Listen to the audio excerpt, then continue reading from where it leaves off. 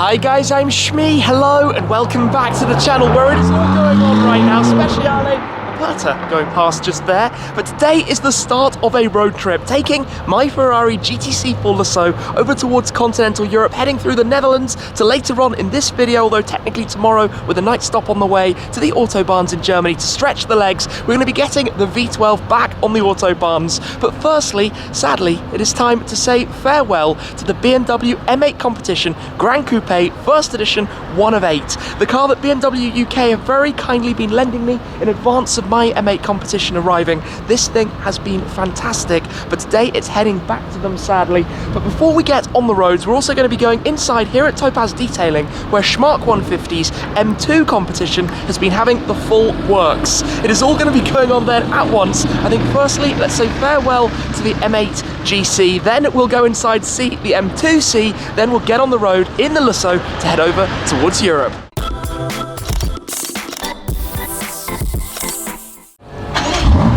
Into life, so the plan quickly is to get the M8 GC fueled up. Schmark 150 is going to take it to the fuel station. It's always nice when you've been lent a car to get it back with a full tank of fuel. When it comes back, it can be loaded up into the transporter to be taken back to BMW UK. But look at the paint colour, the way you can see the iridescent nature of it. This is one very good looking car as it heads out on the road. So like I said, we've got a lot going on today. I can't wait to get this car back on the roads. Of course, we now have the winter tyres. My original wheels and tyres are being stored by my Ferrari dealer. We've got the Pilot Alpine tyres. I did want to check the speed ratings of these. I'll obviously be doing that.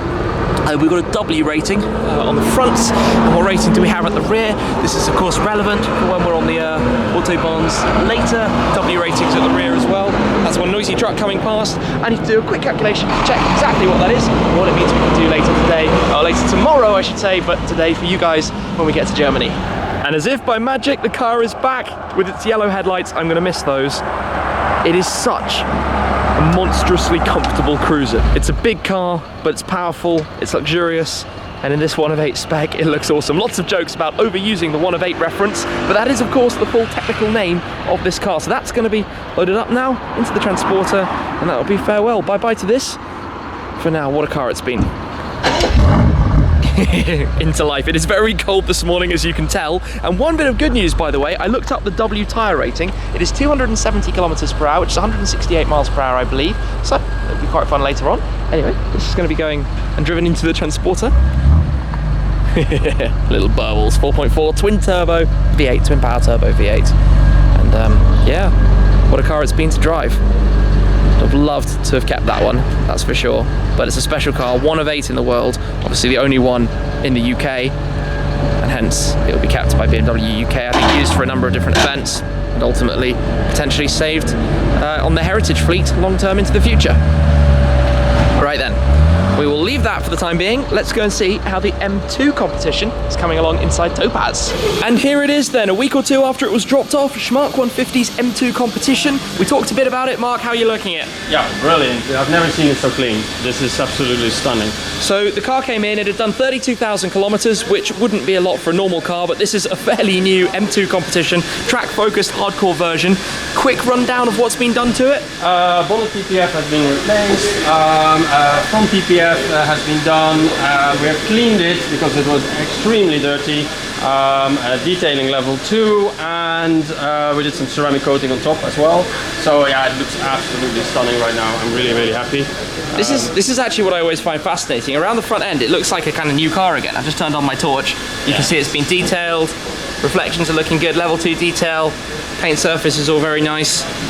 Life back into it, we could say. Yeah, definitely. Now the confusing plan we have from here is that Schmark is going to be driving in that, while I'm driving in the Lusso, together to the Eurotunnel, where we're going to try and make the same train, because we're not necessarily booked on the same train, and then we're going to drive all the way through the Netherlands. Yep. Mission ahead. Let's take this outside and crack on and try and work out how this is going to go. This is one of the loudest M2 competitions you will hear.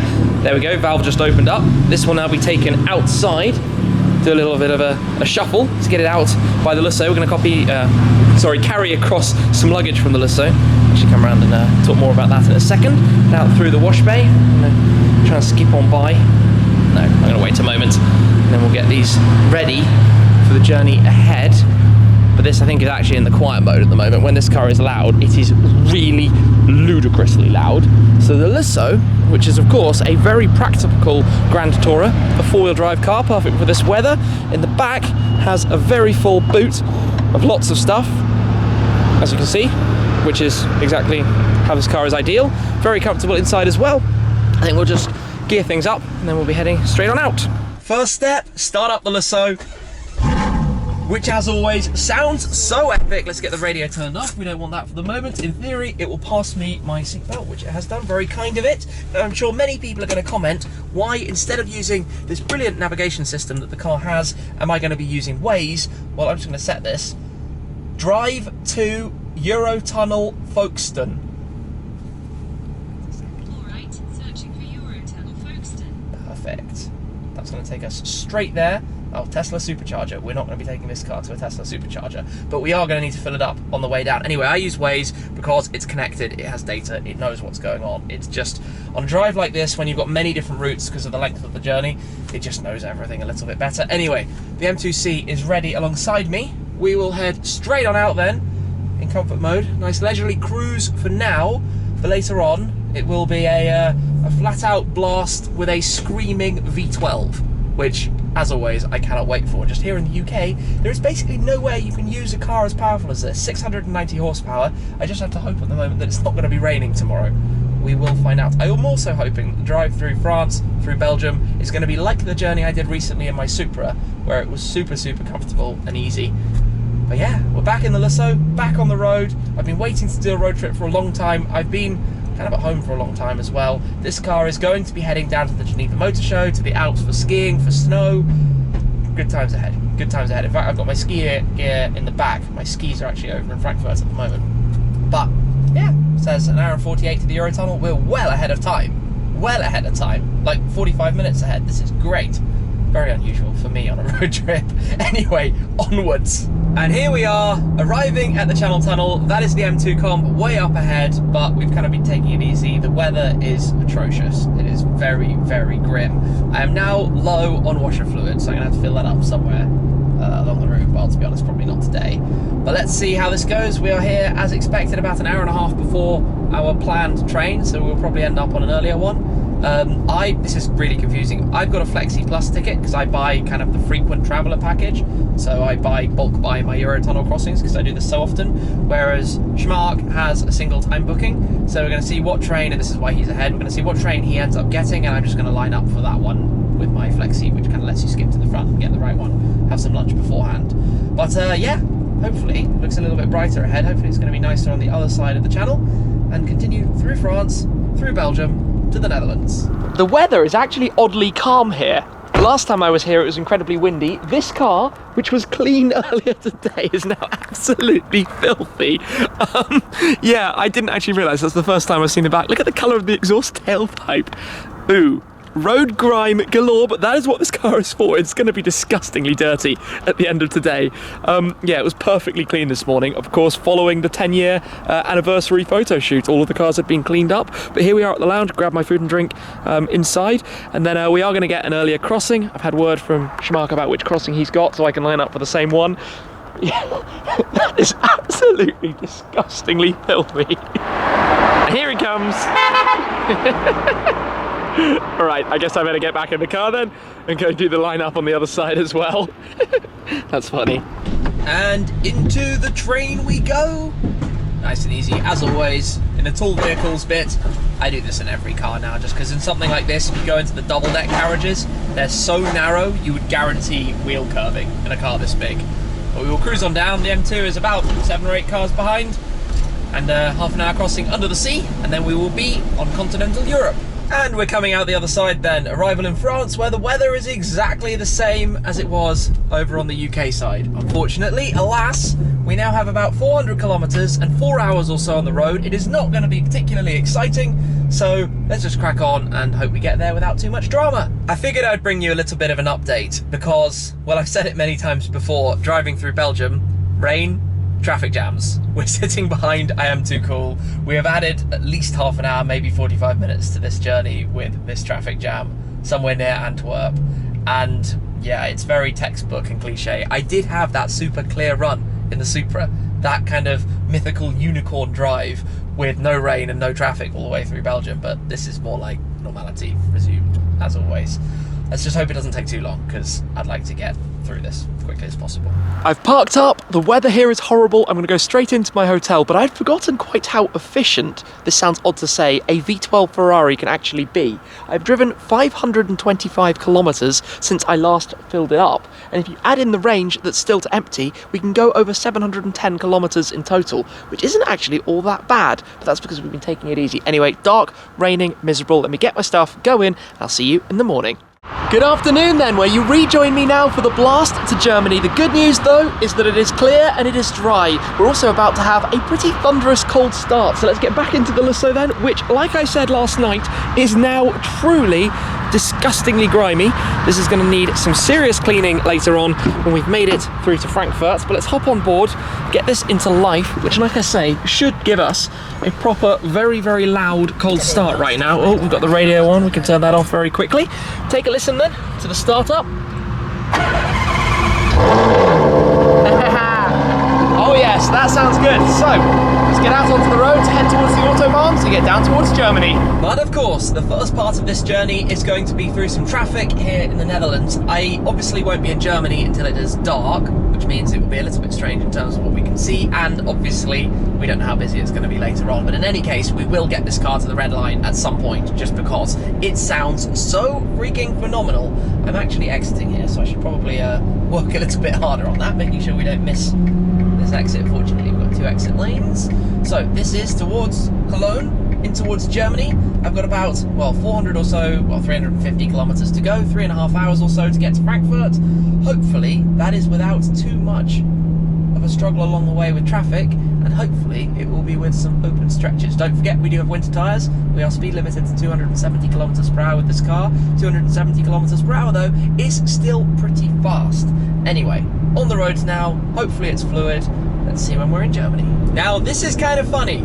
We are entering Germany, which means as of right now we are on derestricted Autobahns. However, I have done just under 400 miles on this tank. We are on the fuel light, we do need to fill up, but if I go 19 kilometers more, up to 643.7 kilometers, that is 400 miles out of 1 tank of fuel. And as much fun as the Autobahn is, it is also quite fun to drive a Ferrari with a V12 400 miles on a single tank, just to kind of prove that it can do it. So, even though we're on derestricted Autobahns, I'm going to take it a little bit easy the first 30 kilometers or so, then get a full tank of proper fuel, some kind of high octane fuel, and then continue this journey. So, for the time being, actually I should say high RON fuel, because RON and octane are not the same thing. We talked about that a few times. And here we can get some like 102 RON or something, hopefully. So yes, this is currently a leisurely cruise on derestricted Autobahns, because why not? And because it will be quite fun just to drive another 18 kilometers now and do it for the sake of doing it. Well, the limited cruising range, 0 kilometers to empty warning has just flashed up, but we have made it to some fuel with 644.9 kilometers on the dash, which is, of course, just over 400 miles. Got to have a quick think. We've got 102 RON here, which is great. The fuel tank on this car is on the right hand side, so mission success. And then when we've got a full tank and we're back out on the Autobahns, it'll be time to have a little bit of fun. Okay then, here we go. We now have a full tank of fuel, which means we can go auto mode. We can pop the car into sport rather than comfort, which doesn't really make all that much of a difference. It just changes the ride ever so slightly. And to be honest, comfort is quite nice when you're cruising even on the Autobahn. We can just make it out now. Ah, the sweet sound of the V12 Symphony, and a lot of that coming right up as soon as we get out onto the restricted Autobahn. This car just sounds so truly heavenly. It's one of the things I love. It is basically a family practical car, yet it sounds like this with a naturally aspirated V12. Okay, let's squeeze out. It's quite busy here between 2 trucks. Can't see round. Got to be safe and make sure we can pull out. Yes, we can. All right, away we go.